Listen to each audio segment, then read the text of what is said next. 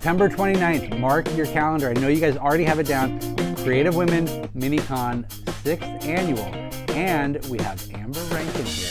First time at the show, the first time doing any shows.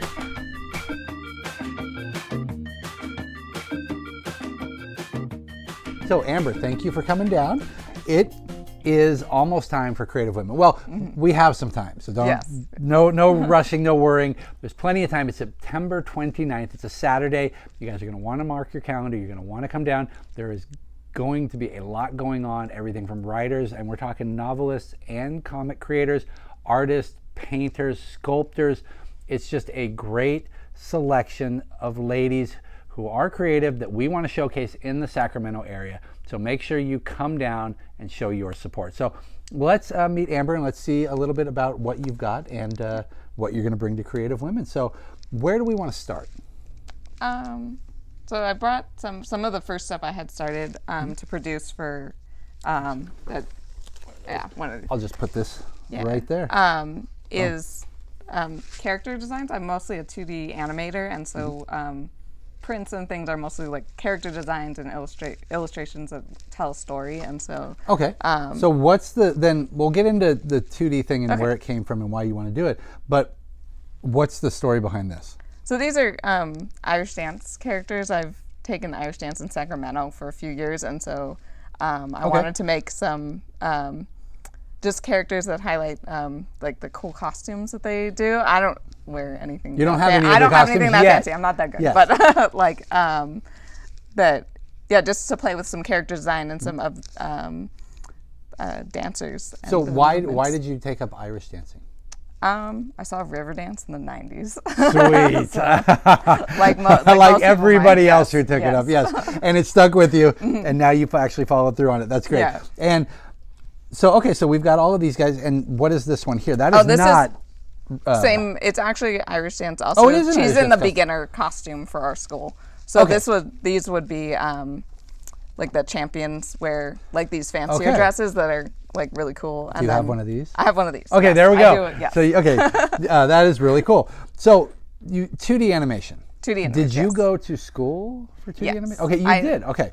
Yeah, I just graduated from Academy of Art with an MFA in 2D animation. So what does it take to get that? Like what's? I had to complete a thesis film. So my thesis film, it's not currently online, but you can see the production work on my website. Which is? ambermations.com. So it's like animation, but with Amber. Ambermations, that's easy to remember. And so it was a short film about Sybil Leddington, and she did a ride like Paul Revere to rouse the troops in the Revolutionary War, but she was 16 and her ride was twice as long. So it was a short film about her journey. Now, why is the film not up online? The story exploded, and it ended up being 5 minutes, and the requirement was only 1.5 minutes, and so it's portions of it are still in production. Gotcha. Okay. Yeah. And in order to, if it was to show at a festival, you can't widely show it online. So it's something that you literally have to hold on to if you want to do this later. If you want to eventually show it at a festival, you can't show it widely online. Yeah. I did not know that. Okay, I mean, I guess it makes sense because they want it to be something special, something that they can reveal. So, but we can see production sketches. And are there and my demo reel has portions of the animation in it as well, and that's on the website too. Okay, and that's there.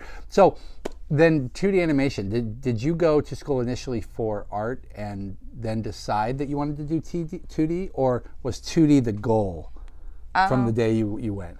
That was when I was really young. I've since I saw Beauty and the Beast, 2D animation was the goal, but I sort of got lost in undergrad where I went to UC Davis and did just regular art studio that's more like fine arts there.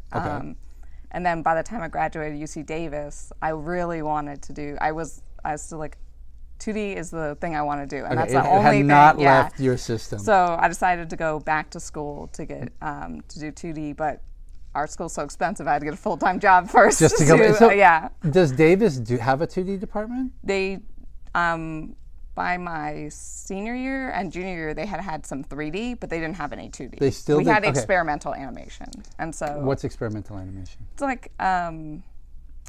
It doesn't really tell a story. It's just like for art galleries, and so our teacher would do these like kind of weird and interesting, just like explorations of like sound or explorations of like visual imagery, but no story. But no story. Okay. Yeah. So then you went to school. You graduated.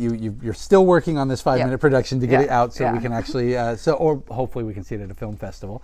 And I want to see this because now we're looking at some stuff. This is after. Is this older? This is older. This is about 2016. Yeah. Yeah. So this is older.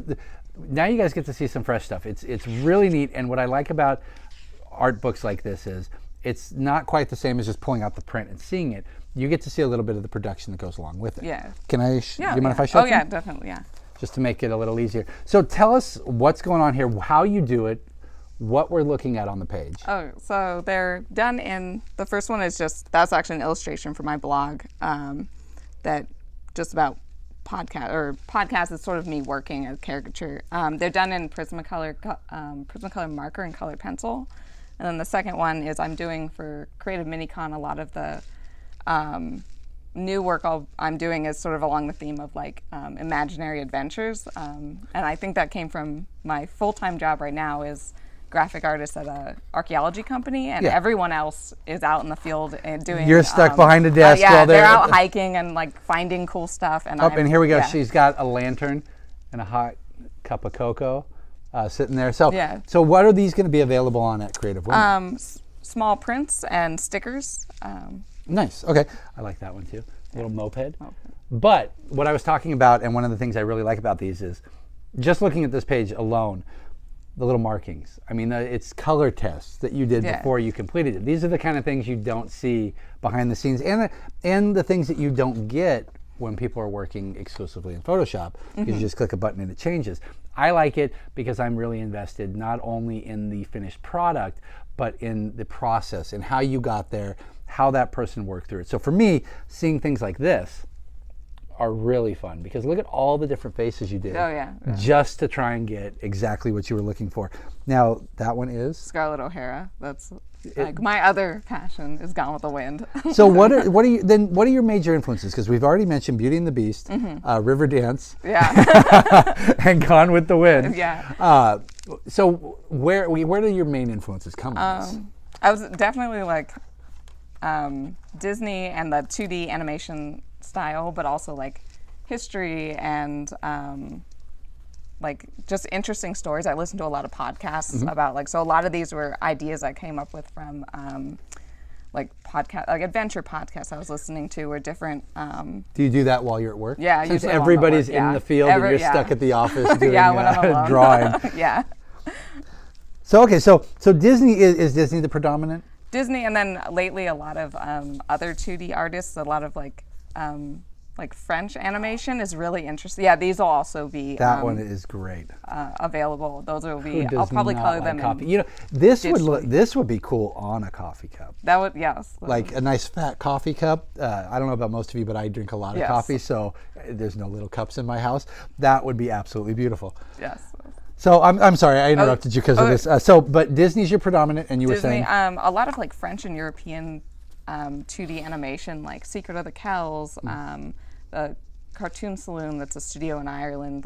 There's a lot of like really interesting animation coming from Europe right now that I watch on Instagram and different places. Do you ever go back to some of the classic European artwork? I'm just wondering.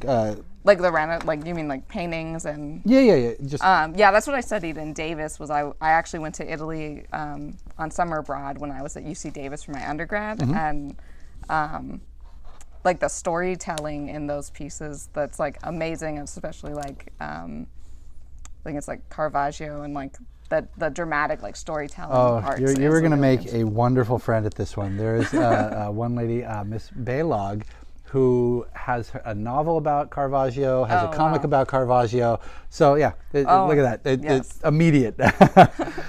Now, what about classic American animation outside of Disney? Do you do is there anything that is influential in that for you? Just wondering if the old Ralph Bacchy's and that kind of stuff. Not too much. Mostly Disney for American. Okay, that's fair enough. Yeah. This is awesome. Oh yeah. Is this thing full? That one's not full. No, I have another full Whew, one in my that's bag. still a lot of sketching and doodling throughout. So, okay, so we'll, on Creative Women, you're going to have some prints. Yep. You're going to have stickers and smaller, like postcard prints of some of the stuff we saw in here and more, I imagine. And you are, of course, open to commissions. Yes. Yes. So, there's a lot of doodling going on here. If there is someone you want, and I imagine it doesn't matter what it is. If you're open to something, yeah, bring it in, do it. But Disney, obviously. If there's somebody you want, Beauty and the Beast, I know there's a ton of Belle fans out there. Make sure you contact her. You're going to find her contact info below. Plus, if you go to the Empire's Comics Facebook page, on that, follow it over to the events. Creative Women is September 29th. You can click on that. There's info for all the guests, and more will be coming. So make sure you check it out. Make sure you come down on the 29th. Make sure you check out her booth. Say hi. At least say hi. And then, of course, pick something up. So we'll see you guys on the 29th. And thank you very much for coming down. Yep.